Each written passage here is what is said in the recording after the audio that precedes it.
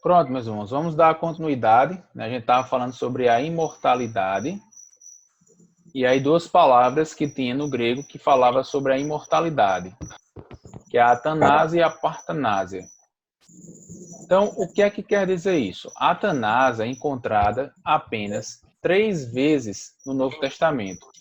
Uma em Timóteo, capítulo 6, versículo 16, e 2 vezes em 1 Coríntios, capítulo 15, versículo 53 e 54. 1 Coríntios, capítulo 15, é um texto que vai falar muito sobre a ressurreição. Na primeira passagem, a palavra é usada para descrever Deus, o único que possui imortalidade, que habita em luz inacessível, a quem homem algum jamais nem é capaz de ver.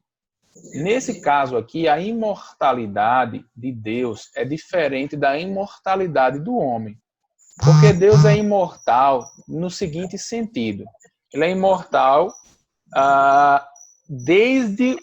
Ele não tem início, a imortalidade dele é passada, presente e futura. O homem, ele passa a ser imortal a partir do momento que ele é gerado. Deus não, ele sempre foi imortal. Então, a imortalidade de Deus, ela é eterna. A do homem, não, ela foi criada, foi gerada. Nesse sentido, somente Deus tem imortalidade. Outros recebem imortalidade e possuem apenas na dependência dele. Os outros 2 lugares onde a palavra atanásia é usada ocorrem em sucessão. Que diz assim, ó, porque o perecível tem de se revestir com o imperecível e o mortal com imortalidade. Quando o perecível estiver vestido com o imperecível e o mortal com imortalidade. Então a palavra que está escrita se fará verdadeira. A morte foi tragada pela vitória. Então aqui a gente tem a palavra atanásia. Paulo aqui está falando acerca do que acontecerá na hora da volta de Cristo. As palavras citadas acima se aplicam tanto à transformação dos crentes que ainda estiverem vivos quando Cristo voltar, como à ressurreição dos mortos que estará acontecendo. Uma vez que, conforme Paulo já dissera, o corruptível não pode herdar o incorruptível. Precisa acontecer uma mudança dessa espécie. Então, o que quer dizer, irmãos? O corpo que nós temos atualmente, ele não tem condições de adentrar na Nova Jerusalém, nos novos céus e na nova terra. Ele precisa ser transformado. A mortalidade precisa se revestir da imortalidade. E o corruptível precisa se revestir da incorruptibilidade. Então, isso é necessário para que nós possamos adentrar na vida eterna. A imortalidade mencionada aqui é atribuída apenas aos crentes. Paulo não diz coisa alguma nessa passagem acerca dos descrentes. Esta imortalidade é um dom que devemos receber no futuro. A imortalidade descrita nessa passagem não é uma característica apenas da alma, mas da pessoa inteira. É como eu estava dizendo, irmãos. Não caiamos na ideia de que é a alma quem vai viver. Não. É o corpo inteiro, é o ser humano inteiro. Nós teremos personalidade na vida eterna. Não seremos pessoas vazias. No verso 50, ela é usada para descrever aquilo que é corruptível ou perecível, não pode herdar. No verso 42, é usada para comunicar o fato de que, embora o corpo seja semeado em corrupção, é ressuscitado em incorrupção. Nos versos 53 a 54, a palavra é usada para descrever a incorrupção ou imperecibilidade com a qual o corpo atual, aqui chamado de perecível, precisa revestir-se na ressurreição. Em nenhuma destas passagens a palavra é usada para a alma, mas sim para o corpo. Já a palavra atanásia, ela é usada para designar o alvo que os verdadeiros crentes perseguem. E é aquilo que Cristo trouxe à luz de Timóteo, capítulo 1, versículo 10. 2 Timóteo, capítulo 1, versículo 10. Ela é usada 4 vezes em 1 Coríntios 15. O grande capítulo paulino a respeito da ressurreição. No verso 50, ela é usada para descrever aquilo que o corruptível ou perecível não pode herdar. No verso 42, é usada para comunicar o fato de que, embora o corpo seja semeado em corrupção, é ressuscitado em incorrupção. Nos versos 53 e 54, a palavra é usada para descrever a incorrupção, ou a imperecibilidade, com a qual o corpo atual, aqui chamado de perecível, precisa revestir-se na ressurreição. Em nenhuma destas passagens a palavra é usada para a alma. O que a gente está tentando mostrar aqui é que a Bíblia ela não enfatiza a imortalidade da alma, mas sim do ser humano por completo. Concluímos então que as Escrituras não usam a expressão imortalidade da alma, mas isto ainda deixa a questão em aberto. Será que de algum modo a Bíblia ensina que a alma do homem é imortal? Isso é importante porque muitos católicos, irmãos, pensam que é a alma quem vai viver a vida eterna, mas é o corpo por completo, é o ser humano por completo. O Calvino, por exemplo, ensina que Adão teve uma alma imortal e fala da imortalidade das almas como uma doutrina aceitável. Ao mesmo tempo, entretanto, ele admite que a imortalidade não pertence à natureza da alma, mas é comunicada à alma por Deus. Então, resumindo, como temos visto, as Escrituras não utilizam a expressão a imortalidade da alma. A palavra imortalidade é aplicada a Deus, a existência total do homem na hora da ressurreição, e a coisas tais como a coroa imperecível e as sementes incorruptíveis da palavra, mas nunca para a alma do homem. 2. As Escrituras não ensinam a existência continuada da alma devido à sua indestrutibilidade inerente. Dos argumentos filosóficos principais é a imortalidade da alma. Por exemplo, você vai ter Platão, que era defensor da imortalidade da alma e que influenciou o catolicismo. E muitos cristãos pensam dessa forma pela influência grega da filosofia platônica. Mas isso não é uma doutrina bíblica, mas sim uma doutrina filosófica grega. As Escrituras não ensinam que uma simples existência continuada após a morte seja supremamente desejável, porém insistem que uma vida em comunhão com Deus é o maior bem do homem. Alguém pode ler essa parte, por favor?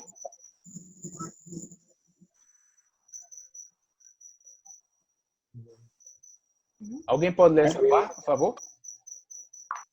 Aqui diz,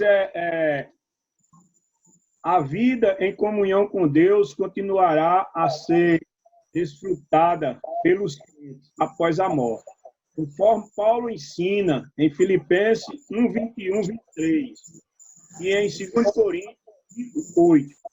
É esse tipo de existência após a morte que as Escrituras nos apresentam como um estado a ser supremamente anelado. Elas ensinam que mesmo aqueles que não têm esta vida verdadeiramente espiritual continuarão a existir após a morte. Sua existência, entretanto, não será uma existência feliz, mas de tormento e angústia. Segunda-feira, 9, Lucas 16, 23 a 25.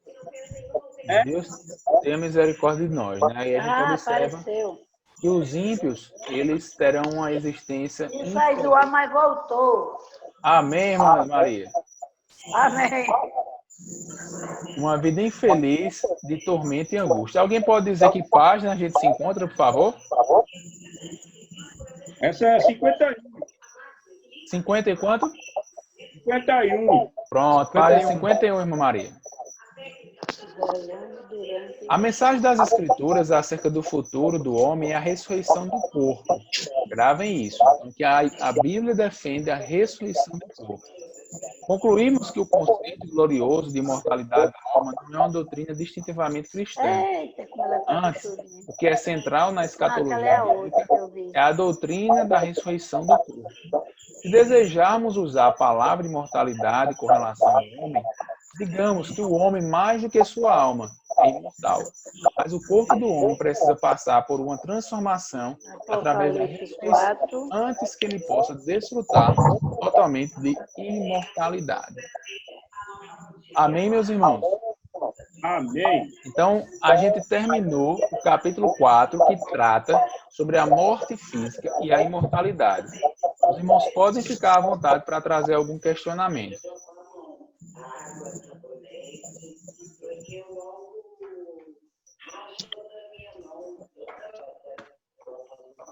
Aproveitem, irmãos. É um assunto muito importante.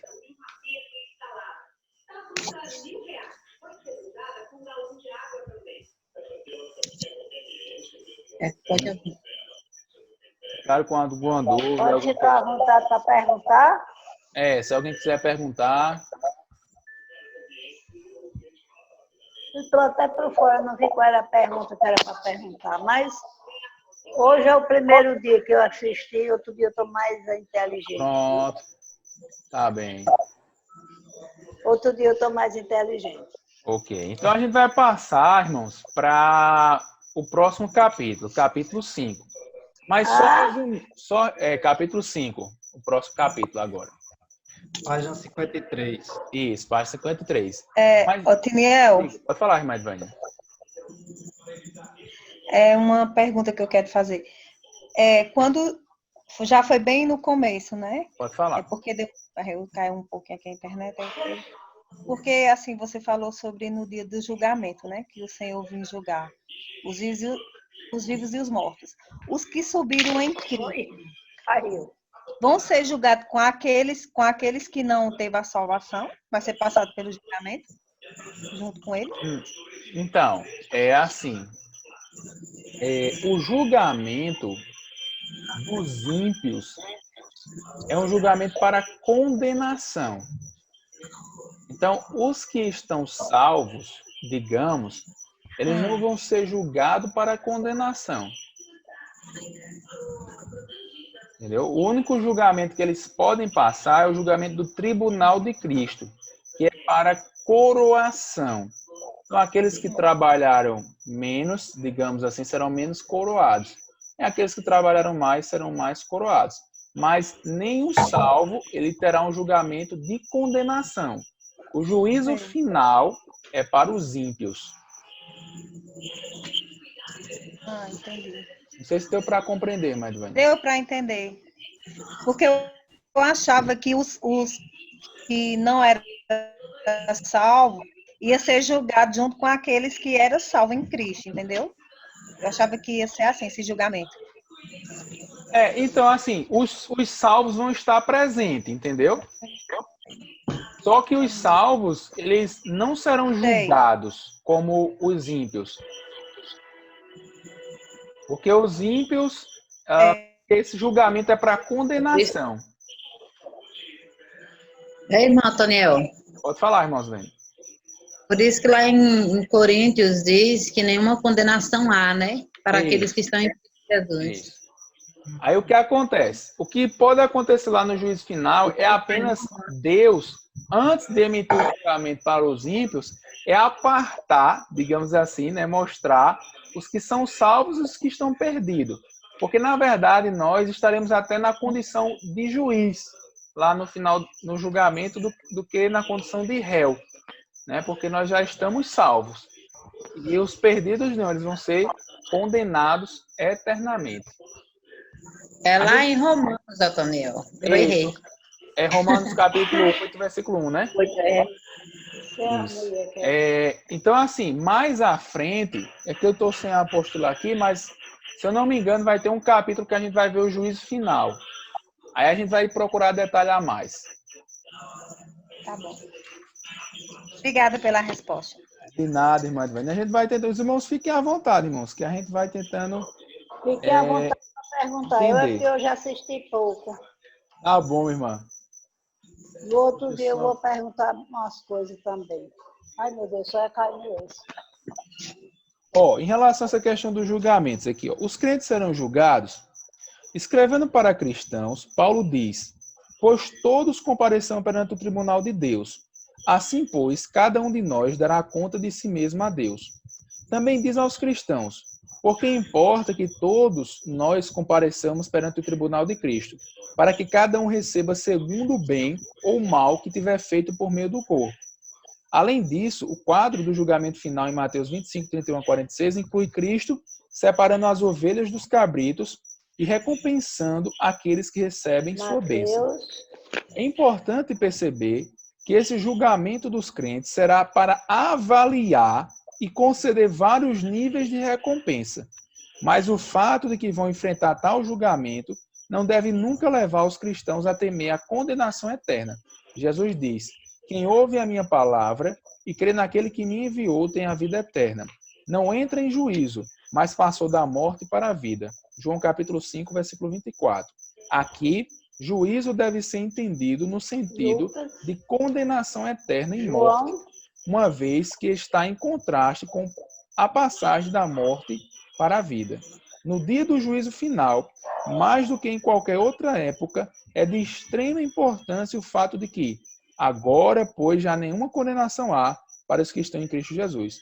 Portanto, o dia do juízo pode ser descrito como o dia em que os crentes são premiados e os incrédulos são condenados.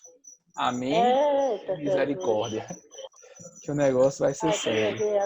Oxe, ela parece estar grávida, um buchão. Eu não sei se deu para compreender. É, irmã Edivânia. Eu vi a outra também. Ai, meu Deus. Deu para compreender, irmã Edivânia? Deu sim, Otiniel, deu sim. Pronto. Aí mais para frente eu acho que a gente vai estudar um pouquinho melhor essa questão do juízo final. É na última aula, irmão. Na última aula? Pronto. Página 109. Então, meus irmãos. Que eu achava, Otiniel. Pode falar. Eu achava que os salvos em Cristo ia ficar assim, quase de frente aos ímpios, né? Esses vai ser julgado assim, de frente a eles. Aí eu pensava, meu Deus, como vai ser doloroso. A gente de frente para os que não estão salvos e a gente salvo, né? Mas aí eu entendi agora. Mas assim, digamos, eu não tenho como lhe precisar o local, mas a gente vai estar presente, sabe? E os ímpios vão ver a gente. Não acredito, não. Ixi, misericórdia. Hein, Daniel? Pode falar, irmã Zilene. E a gente vai ter lembrança das pessoas que estão lá com a gente? Certamente teremos lembrança. Mas isso a gente vai ver mais à frente. Aqueles que não estão. Oi? Como é, irmão Charles? Não, eu estou dizendo, eu acho que a gente não tem lembrança daqueles que não foram salvos, não é isso? Não. É assim, é porque, na verdade, irmãos, a gente tem que ver o seguinte, por que hoje nós nos entristecemos?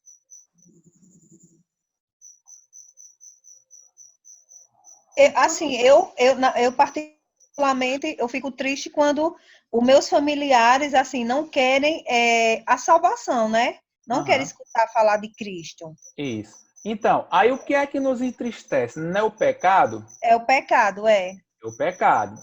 Então, quando a gente estiver com Cristo na glória, o pecado não existe mais. Então, logo, se não existe mais, aí a gente não vai mais se entristecer. Então, a gente vai se lembrar, porém não nos entristeceremos. Por quê, irmãos? Porque nós vamos entender a justiça de Deus. Então, a gente não vai, digamos assim, ficar com um fardo, porque a gente vai louvar a Deus, porque Ele foi justo, Ele agiu de forma correta, Ele foi bom. Então, nós não seremos afetados por pensamentos que nos entristeçam nesse sentido, entendeu? Conforme a parábola do rico e Lázaro, você observa que tanto Lázaro tinha consciência, como o rico tinha consciência. Então, nós teremos consciência lá na vida eterna. nós vamos entender, ali nós vamos entender que cada um colheu o que plantou. Né? Justamente. Plantou. Justamente. Mas a gente vai tentar ver um pouquinho mais detalhado para frente isso aí, se Deus permitir. Amém. Mas é maravilhoso, né, irmãos, estudar sobre isso. Às vezes a gente se entristece, mas é a realidade, né? E o bom, irmão, quando nós estivermos lá no meio dos salvos, quer dizer, o que tinha encoberto já tem sido descoberto. Isso, então, não tem correto. ninguém olhar de lá e dedurar alguma coisa da gente, não. Porque ali nós já estamos...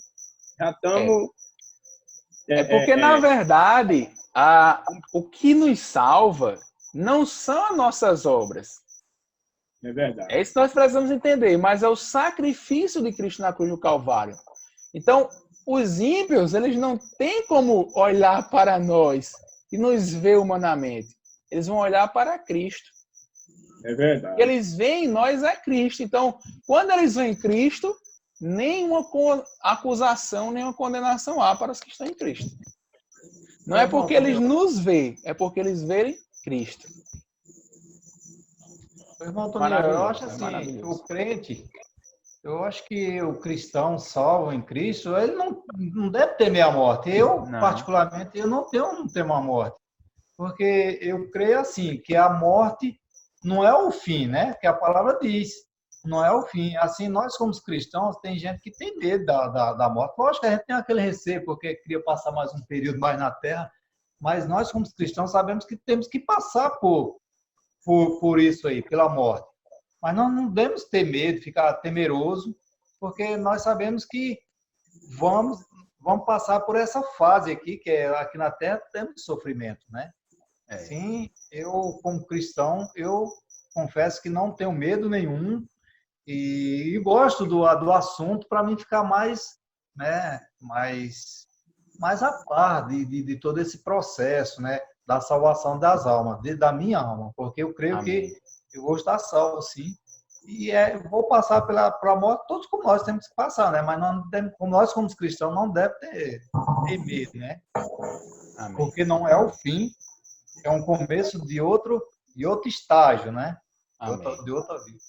E assim, irmãos, veja como é sério, né, irmãos? Assim, o pecado é sério e o inferno é sério, a gente vai ver mais à frente, e é um lugar terrível, né? Então, assim, a gente deve orar, né, pelos nossos familiares, amigos, pregar a palavra, para que eles saiam desse lugar, que não é bom não, viu, irmãos? É algo terrível, terrível, terrível.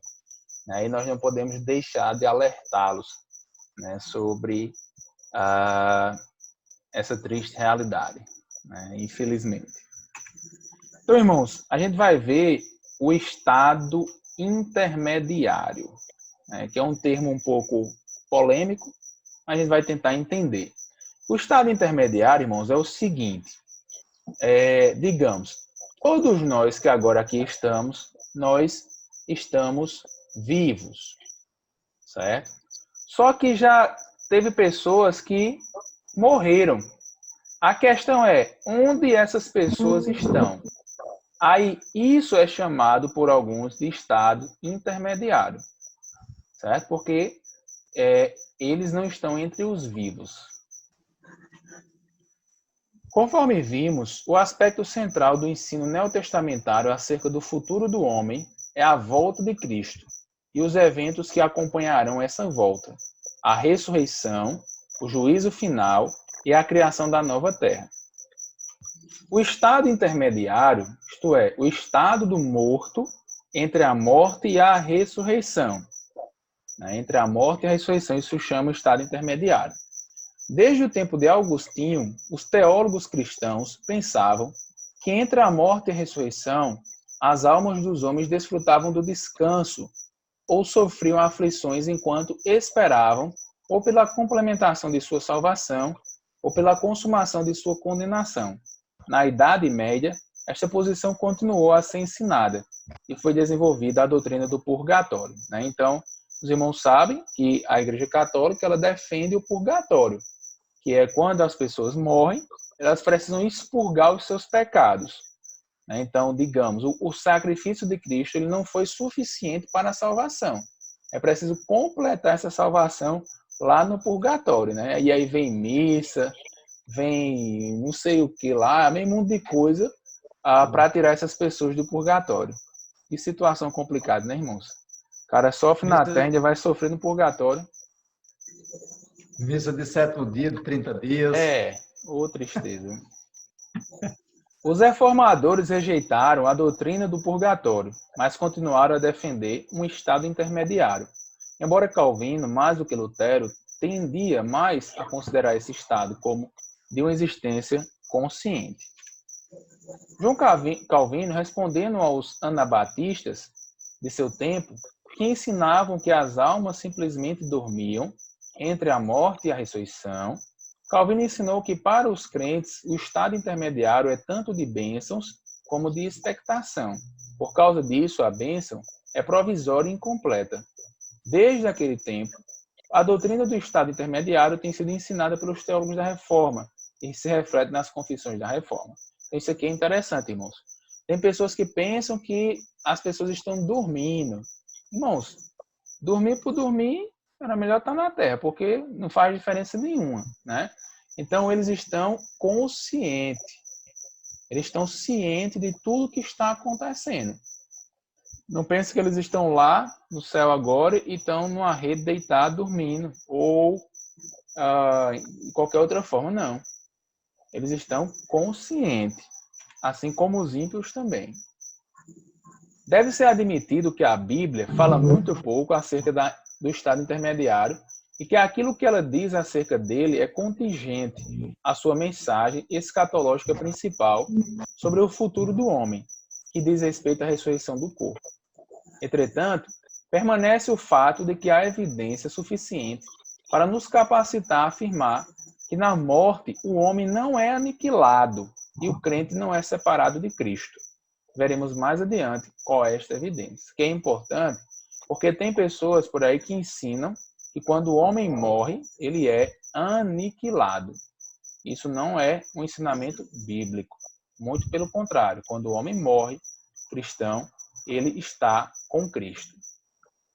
Geralmente é dito por cristãos que a alma do homem continua a existir após o corpo ter morrido. Esse tipo de linguagem é frequentemente criticado como revelando um modo grego ou platônico de pensar. O fato de que os gregos usaram o termo alma de modo não bíblico não implica necessariamente que todo o uso da palavra alma para indicar a existência continuada do homem após a morte seja errado. O próprio Novo Testamento utiliza ocasionalmente deste modo a palavra grega para alma, que é psique. No Novo Testamento, pode significar vida, alma como o centro da vida interior do homem, alma como o centro da vida que transcende a terra, aquele que possui vida, a criatura vivente, alma como aquele que deixa o reino da terra e da morte e continua a viver no Hades. Isso aqui são vários sentidos que a Bíblia traz para a palavra alma. Existem pelo menos 3 exemplos claros do Novo Testamento, onde a palavra psique é usada para designar aquele aspecto do homem que continua a existir após a morte. Não tem mais os que matam o corpo e não podem matar a alma. Temei antes aqueles que podem fazer perecer no inferno tanto a alma como o corpo. Existe algo seu que aqueles que o mataram não podem tocar. Este algo tem de ser um aspecto do homem que continua a existir após a morte do corpo. E o texto quer dizer é que, por mais que alguém possa matar o nosso corpo, destruir o nosso corpo, existe algo em nós que, ainda que o nosso corpo seja destruído, permanece vivo, aguardando a ressurreição do corpo. É aí onde fica a nossa personalidade, o nosso caráter, tudo isso nesse aspecto imaterial humano. Apocalipse diz o seguinte: quando ele abriu o 5º selo, vi debaixo do altar as almas psíquicas daqueles que tinham sido mortos por causa da palavra de Deus e por causa do testemunho que sustentavam.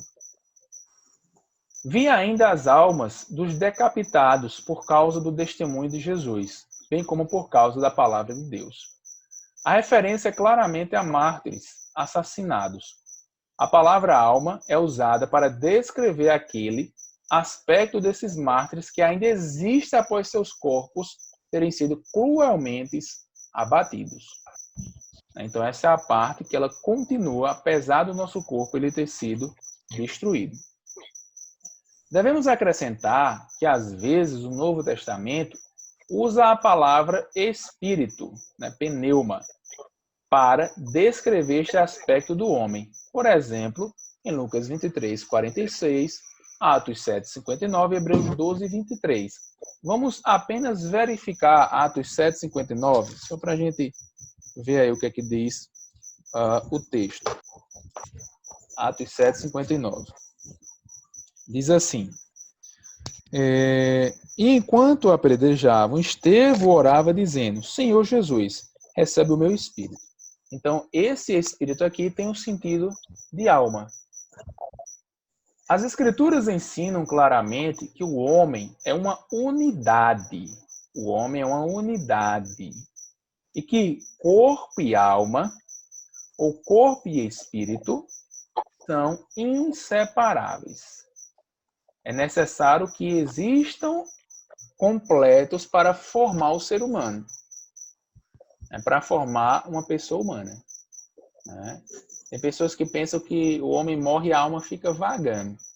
Isso não tem noção, isso não tem conexão com a palavra de Deus. Isso não é real.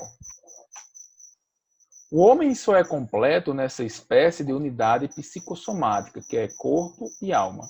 Uma vez que o Novo Testamento, ocasionalmente, realmente fala das almas ou dos espíritos, dos homens como ainda existindo durante o tempo entre a morte e a ressurreição, nós também podemos fazê-lo, desde que lembremos que este estado de existência é provisório, temporário e incompleto.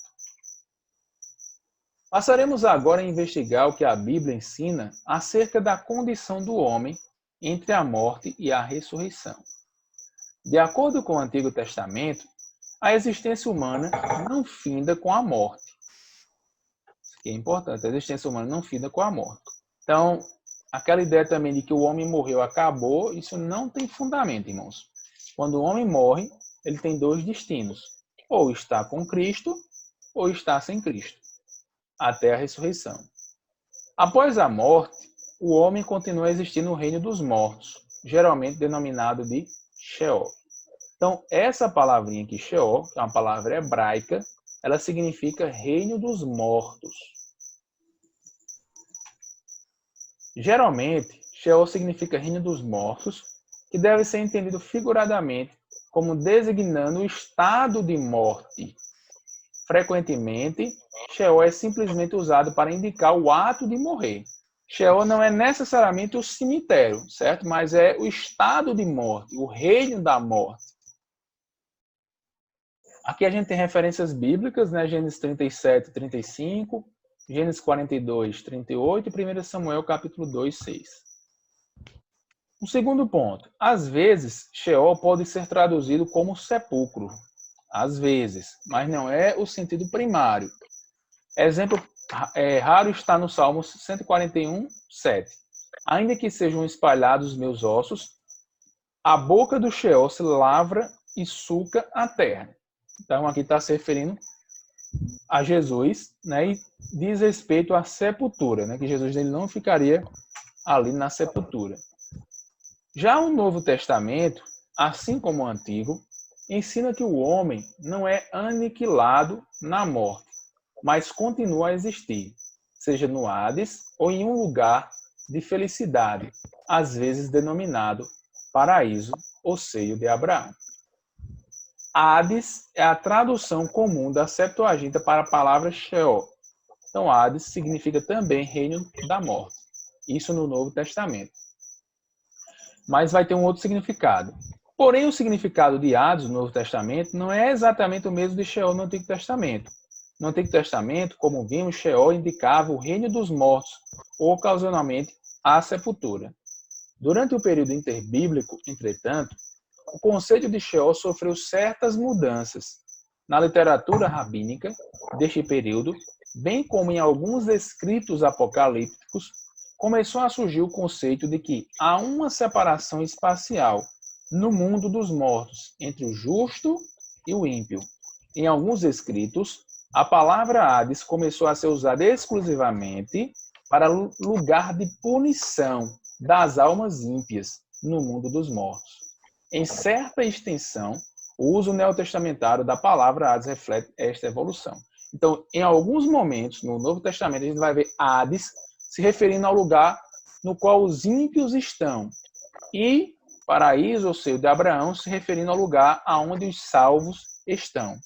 Isso é uma diferença entre o Antigo e o Novo Testamento. Então, na maioria das vezes, a palavra Hades no Novo Testamento designa reino dos mortos. Ela é usada nesse sentido em Atos 2, 27 a 31, no sermão de Pentecostes de Pedro, porque não deixarás a minha alma no Hades, nem permitirás que o teu santo veja corrupção. Cristo, que nem foi deixado no Hades, nem o seu corpo experimentou corrupção. Irmãos, o tempo da gente está acabando aqui. Eu vou desligar e fazer outra chamada para a gente concluir, tá ok? Amém. Vou colocar o link lá no grupo. Aí os irmãos tomam uma aguinha aí por Amém. enquanto.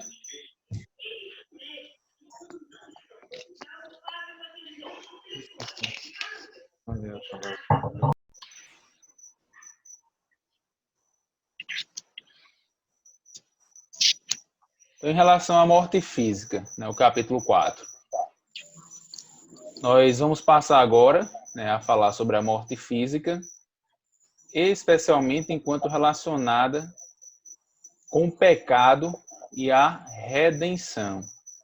O problema saliente que encontramos aqui é a conexão entre pecado e morte. A morte veio para o mundo como resultado do pecado ou teria havido morte mesmo que não tivesse havido pecado?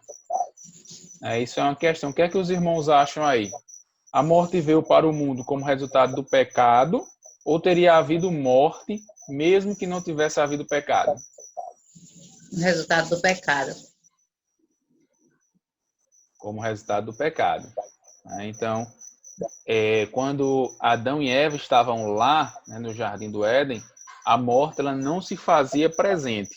Ela veio, ela passou a existir depois que o pecado veio à existência. Então, parece bem provável que deve ter havido morte no mundo animal e vegetal antes da queda do homem no pecado. Falando sobre morte do animal e do pecado aqui, ó, Tinel falando. Oi?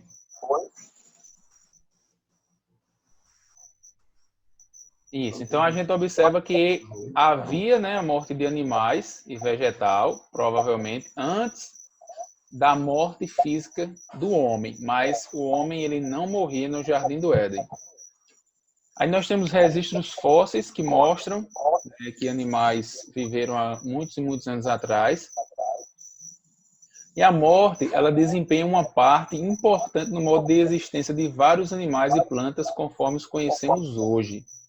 Existem animais carnívoros que subsistem por devorarem outros animais. Há plantas e árvores que são mortas por animais ou insetos. Muitas das células de plantas vivas, árvores, por exemplo, são células mortas, e estas células mortas cumprem uma função da mais importante. Ou seja, dentro do ciclo da vida, existe a necessidade de que animais morram para alimentar outros, como também algumas plantas morram para alimentar outras plantas. Então, dá a entender que no Jardim do Éden, animais e plantas, elas morriam como necessidade desse ciclo de retroalimentação. A não ser que desejemos sustentar que a natureza hoje seja diferente do que era antes da queda, em todos os aspectos, temos de admitir que, com toda probabilidade, havia morte no mundo animal e vegetal antes da queda. Por causa disso, retornamos ao problema da morte humana. A morte do homem foi resultado do pecado ou o homem teria morrido mesmo que não tivesse caído em pecado? Como nós já fizemos essa questão. Então, embora geralmente os teólogos cristãos, tanto católicos romanos como protestantes, tenham considerado que a morte humana é um dos resultados do pecado do homem, alguns professores cristãos têm ensinado diferente. Então, a gente vai ver que, ainda que essa ideia ela seja consolidada, infelizmente tem pessoas que vão pensar de forma diferente, né, acerca da morte humana. Então a gente vai observar que Pelágio, um monge britânico que ensinava em Roma no século V a.C., aliás, depois de Cristo, admitia que o pecado de Adão trouxe a morte para dentro do mundo. Mas Celestius, seu discípulo, disse que Adão era mortal. Então, Pelágio ele admitia que o pecado veio ao mundo, né, por conta de Adão e, consequentemente, a morte. Mas já o seu seguidor, ele dizia que Adão era mortal, né, que Adão ele podia morrer antes do pecado. Já no século XX, a ideia de que a morte na vida do homem não é resultado do pecado tem sido novamente desenvolvida por um homem, teólogo chamado Karl Barth. De acordo com Barth, então, a morte do homem não foi resultado de sua queda no pecado, mas um aspecto da boa criação de Deus. Deus, desde o princípio, planejou que a vida do homem na Terra teria um fim. Então, na visão dele, a mortalidade ela já existia lá no Jardim do Éden. Porém, essa posição ela vai despertar. Oi? Amém, irmã Maria? Pai do Senhor. Oi? Pode vir, mulher, deixa a porta aberta, viu? Então, Oi? A paz do Senhor, irmã, tudo bom? A paz do Senhor, tá tudo bem, graças a Deus. Graças a Deus. Pra mim ajeitar isso, só tô vendo. Mas deu certo, né? Oi? Deu certo, graças a Deus, né? Foi, deu certo, graças a Deus deu certo. Amém. Agora, então vamos para a aula. Tá então, bom. essa oposição ela vai despertar inúmeras questões. Se o homem fosse morrer de qualquer forma, a parte de sua queda no pecado, por que a Bíblia relaciona tão consistentemente o pecado juntamente com a morte? Se a morte... O livro que eu marco onde for para eu ler na Bíblia. Ok, minha irmã. Se a morte era parte da boa criação de Deus e o fim natural do homem, por que teve Cristo de morrer por nossos pecados?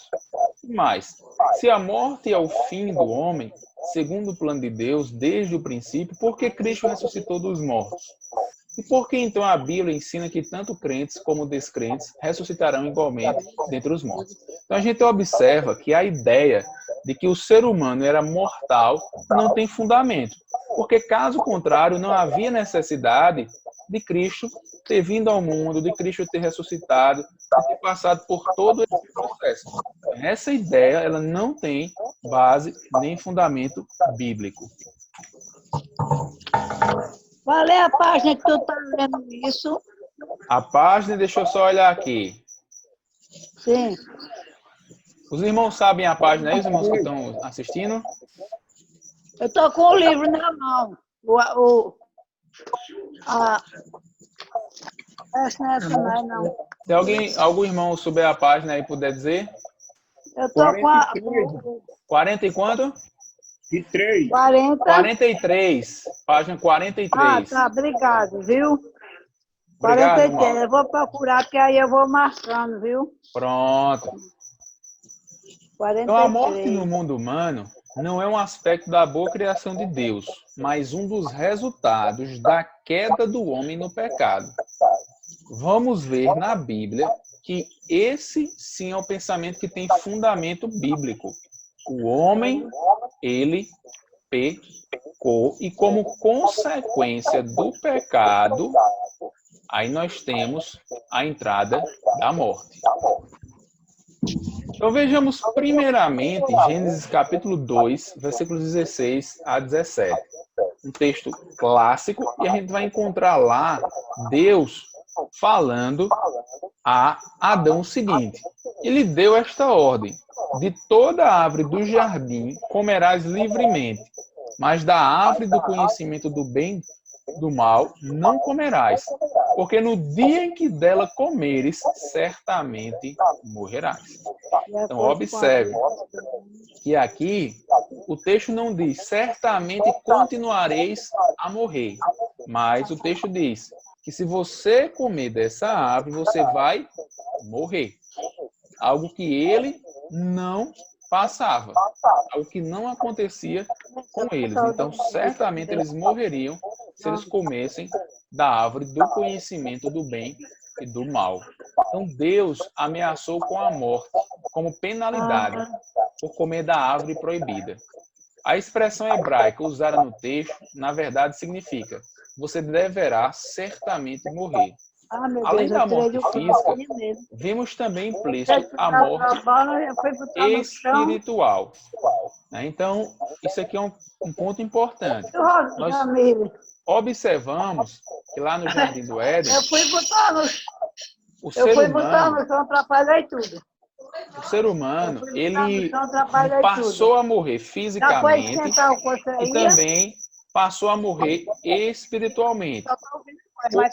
Que antes não acontecia com ele, né? Então, entra a morte física, mas também entra a morte espiritual. A morte física, ela ataca o corpo. E a morte espiritual, ela vai levar o homem a se distanciar eternamente de Deus. Então, isso é algo sério que precisa ser levado em consideração. Tanto a morte física como a espiritual, ela passou a existir após a queda do homem, após o pecado. Por causa do pecado de Adão, cada ser humano está agora, por natureza, no estado de morte espiritual. Se nós formos lá para Efésios, capítulo 2, versículo 1 e 2, nós vamos ver que o ser humano ele se encontra morto em seus delitos e pecado. Ele vos deu vida, estando vós mortos nos vossos delitos e pecado, nos quais andastes outrora. Então, o ser humano, ele se encontra morto espiritualmente a partir do pecado. Se a gente observar lá em Romanos capítulo 6, versículo 23, nós vamos ver que o salário do pecado é a morte, tanto a morte espiritual quanto a morte física, a morte que afeta o corpo. Depois de o homem ter pecado, ele imediatamente morreu no sentido espiritual.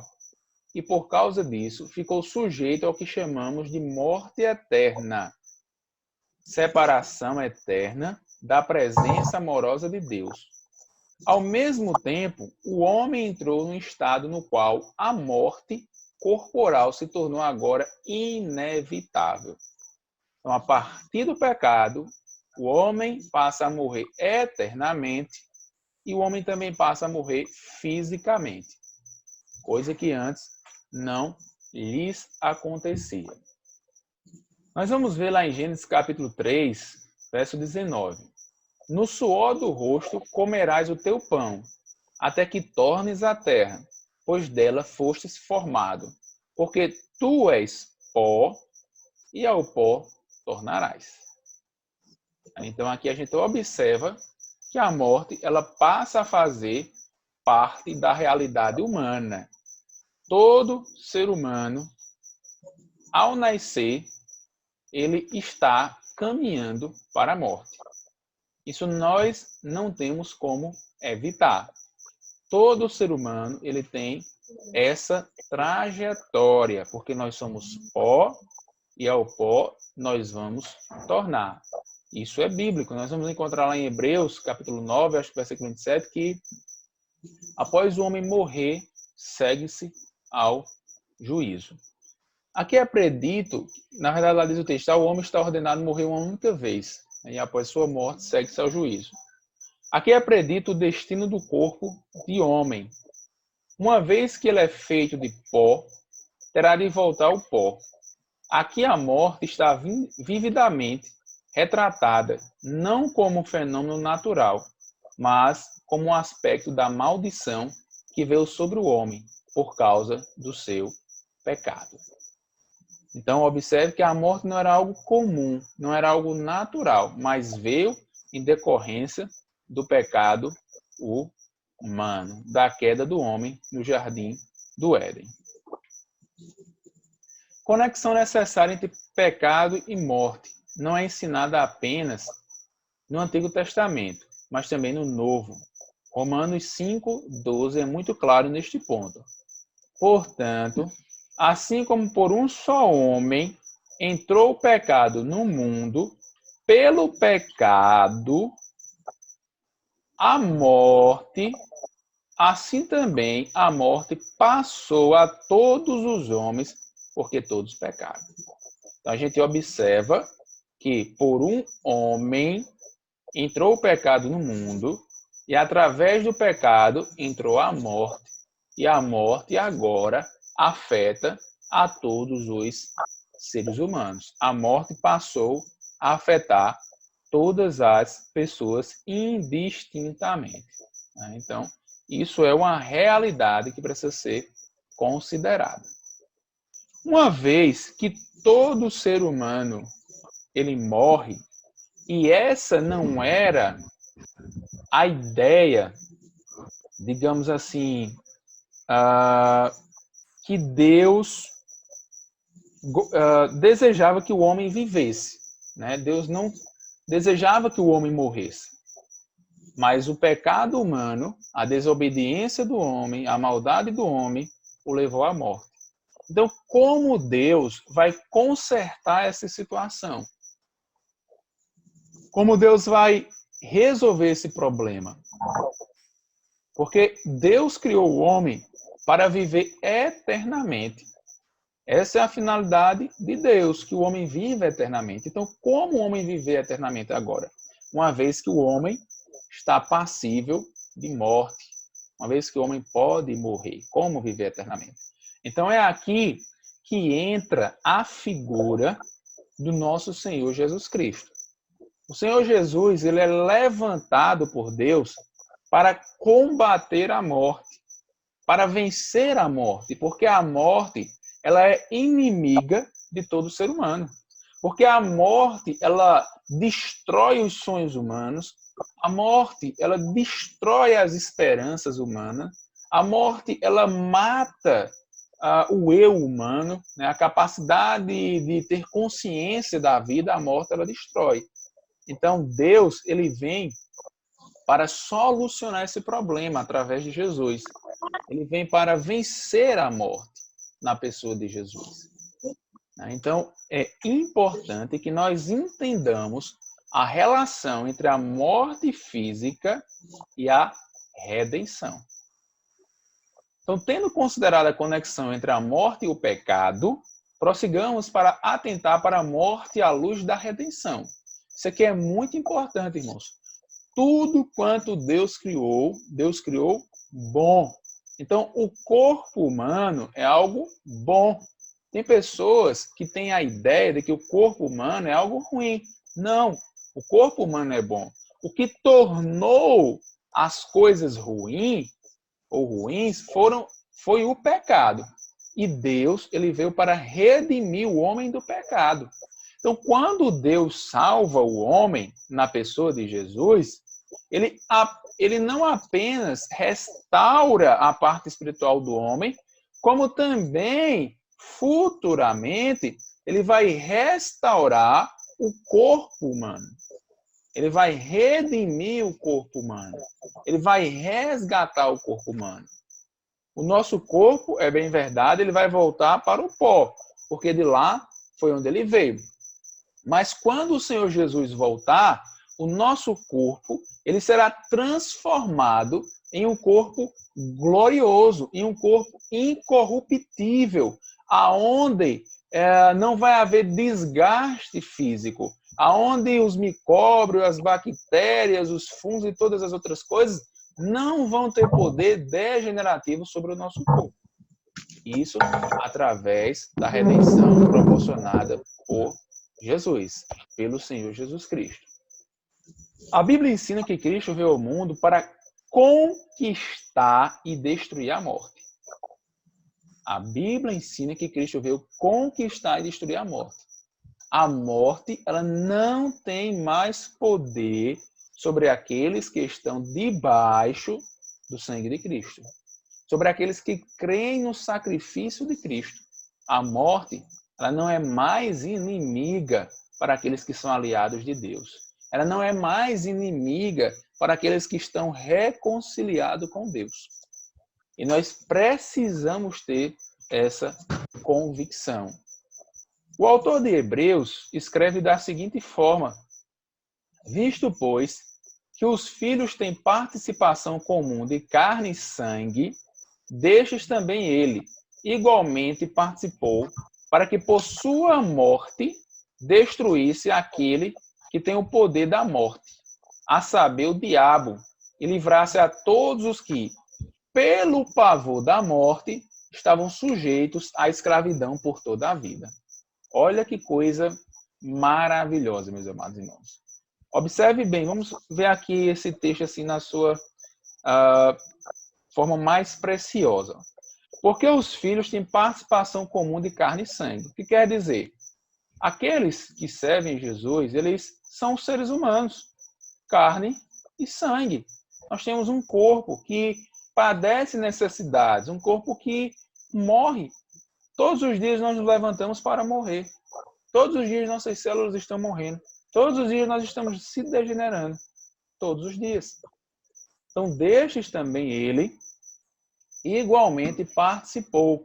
Ou seja, Jesus, ele tomou a forma de corpo humano. Jesus, ele se tornou homem. Ele habitou na matéria. Ele viveu entre nós. Então, ele participou da carne e sangue. Com qual finalidade? Para morrer. Para morrer. Mas a morte dele possibilitou a destruição daquele que tem o poder sobre a morte, que é o diabo. Na cruz do Calvário, Deus destruiu a ação diabólica através do diabo, né, para a morte do ser humano. E assim ele nos livrou pelo pavor da morte. Estavam sujeitos à escravidão por toda a vida. Né? Então ele nos livrou da morte. Ele nos livrou da escravidão da morte por toda a eternidade. Glória a Deus por isso. Uma vez que foi através da tentação do diabo que a morte do homem veio ao mundo, pode ser dito aqui do diabo que ele tem o poder da morte. Cristo, entretanto, assumiu a natureza do homem e morreu por nós a fim de, pela morte, poder destruir a morte. Glória a Deus por isso. Romanos capítulo 6, 9 diz assim: havendo Cristo ressuscitado dentre os mortos, já não morre, a morte já não tem domínio sobre ele. Então o Senhor Jesus, ele foi sepultado na sexta-feira. E ali talvez o diabo pensou que estaria sendo vitorioso por fazer com que o Senhor Jesus descesse à sepultura, descesse ao lugar dos mortos.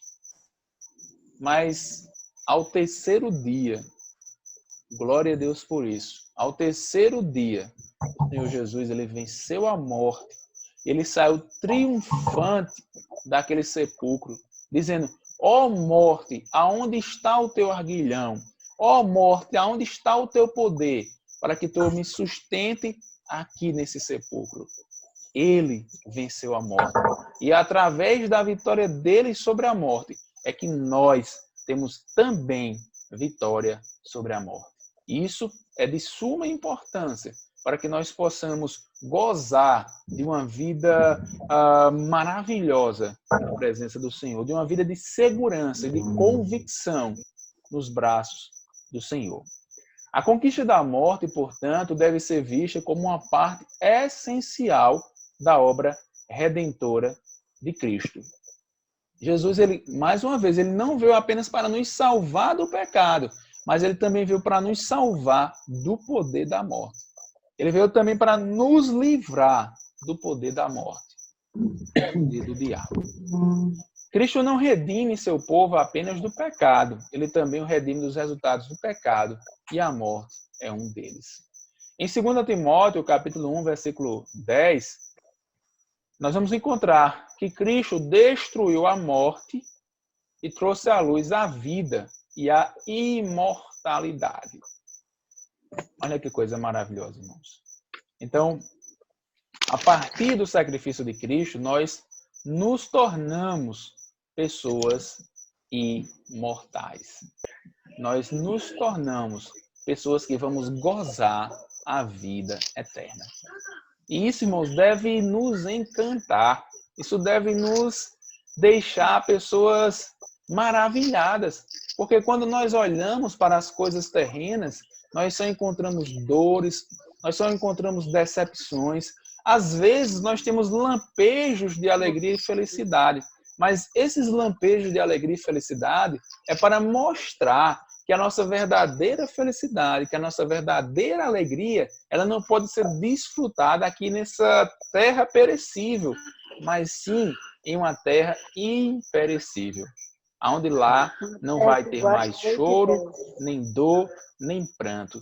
Lá onde a morte não vai ter autoridade sobre a nossa vida, a não ser o Senhor Jesus sobre nós. Por causa disto, o fato de que na Nova Jerusalém não mais haverá morte é uma culminação adequada da obra redentora de Cristo. Glória a Deus por isso, irmãos. Isso deve Glória a Deus. Nos alegrar. Lá em Apocalipse, capítulo 21, versículo 4, nós vamos encontrar escrito o seguinte.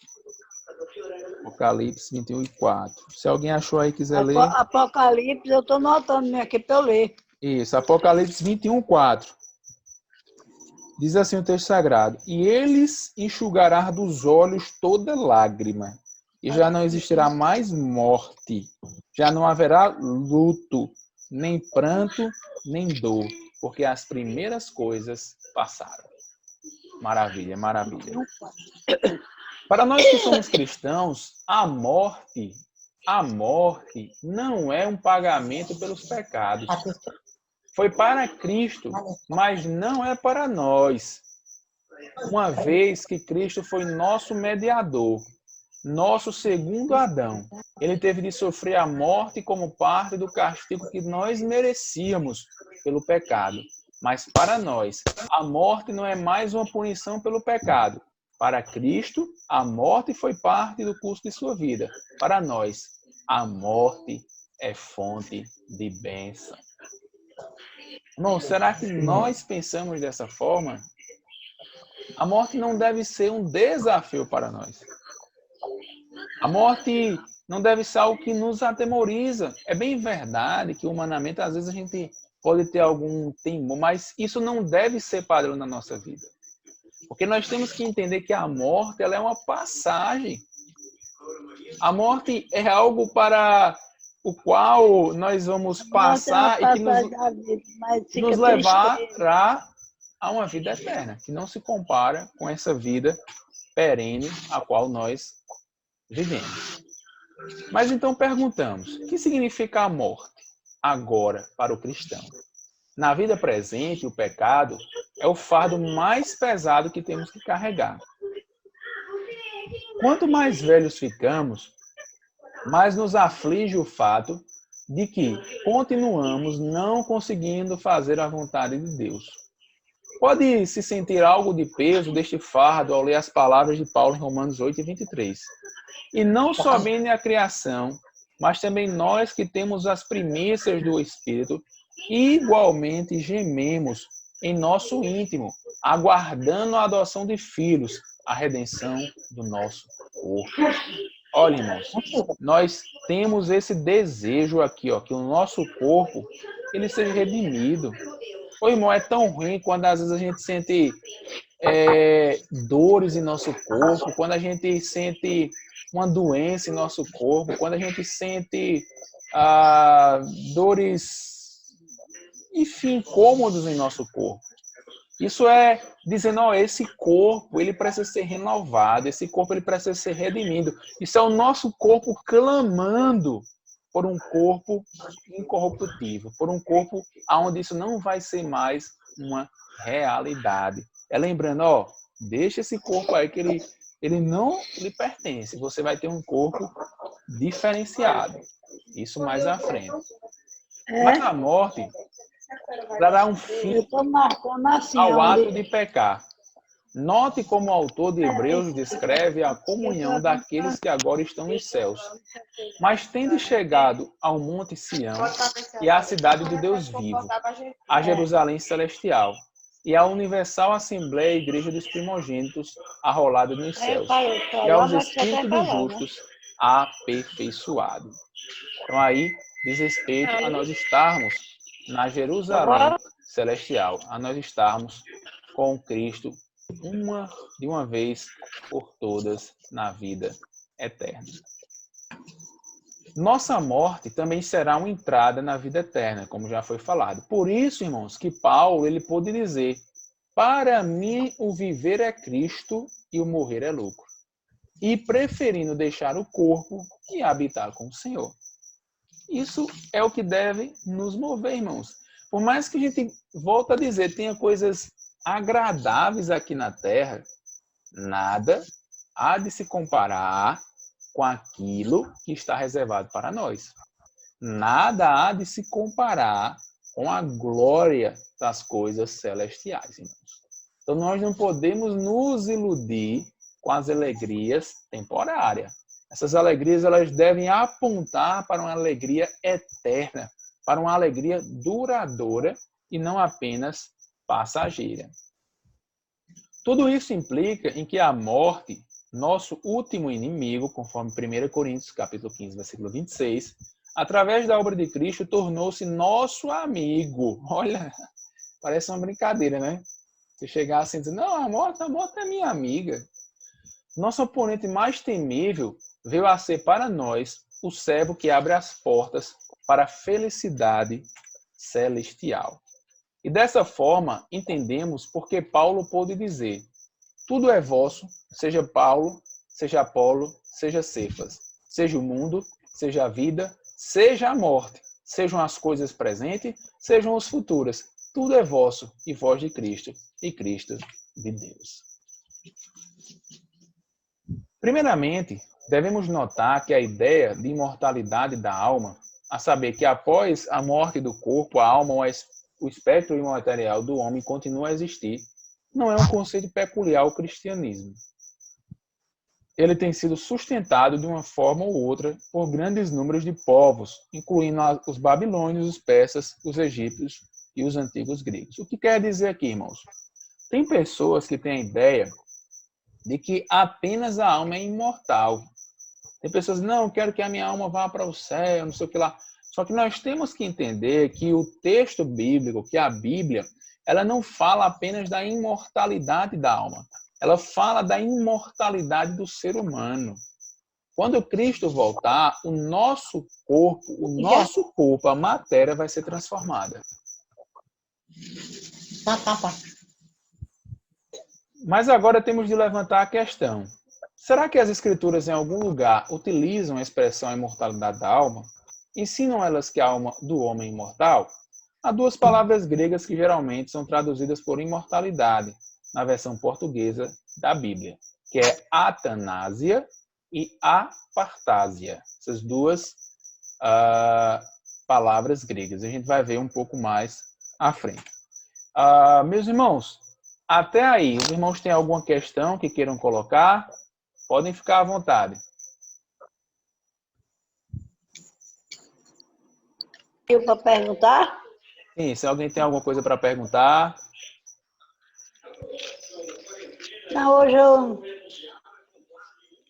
não vou perguntar, não. Tem umas coisas para perguntar, mas vou deixar para outro dia, viu? Tá ok. Os demais irmãos, tem alguma questão? Escuta, me diga uma coisa, nós já passamos da 33, Já, irmã, já estamos bem. Já estamos bem adiante. Eu não sei se está dando para a irmã acompanhar na tela do celular. Está aparecendo na tela do celular? Tá. Eu estou vendo. Não, mas não está naquele.